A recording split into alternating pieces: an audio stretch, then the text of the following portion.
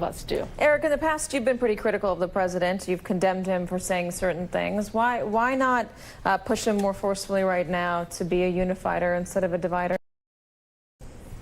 No, I think he needs to be. I absolutely do. I think he should lay off the American press. CNN or MSNBC or Fox News or any other news network is the enemy of the American people. And I think he does need to do that. I also think there are folks on the other side who need to tamp down on rhetoric as well. We had ricin attacks against Susan Collins and Ted Cruz last week and protesters chasing people out of restaurants. I think both sides need to calm down, which is one reason I think it's not very helpful right now is who started it. Both sides can say the other side did. What we need to come to a consensus on is that both sides need to stop turning the base over to the fringe and the angry mob and actually return to the better angels of ourselves and actually try to get things done. But I don't know that either side really wants to. With all due respect, sir, and I said this at 12 o'clock earlier today, I think that everyone has to take responsibility for their own actions and their own way in which they respond to this presidency, etc.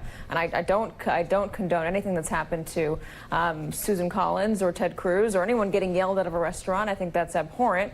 But I do think it's pretty clear when you're talking about this toxic political environment that it did start with mostly with Donald Trump in 2015. He began his campaign by calling Mexicans rapists. He repeatedly cheered on crowds that were screaming, "Lock her up for Hillary Clinton." He told protesters that he would pay their legal bills if they punched or supporters if they punched protesters. Right. Hold on, I'm go still back going. To Barack Obama and take a gun to a knife fight or to Hispanic voters that Republicans are giving me? Or do we go back to the Weather Underground in 1960 or Tim McVeigh in the 1990s? Have you ever heard a politician other than Donald Trump say, "I'm so proud," or give a kudos to another politician who body slammed a reporter? Have you ever heard that from anybody else other than Donald Trump? Well, and Katie, the responsibility no, that's Eric. really Eric is going to the answer this question. Hold on, Donna. Have you heard that from anyone else? I think that Donald Trump is a symptom of what's going on in this country. Your blood pressure going up over Donald Trump right now is a symptom of what's going on in this country. My blood pressure is going up because he advocates violence, or he celebrates violence. Donald Trump is not to blame for the mass people. shooting against Republicans last year. You had Democrats saying that Republicans were killing people. Both sides are to blame. And if you're going to say it's just Donald Trump, what you're going to do is you're going to have 50% of the country say, you know what, she's not really interested in a solution. I think both sides have to step back and say, I think everybody needs to take responsibility for their own actions, but to say that it didn't get lowered, that the bar did not get demonstrably lowered when Donald Trump started running for office is just not true, and it's offensive.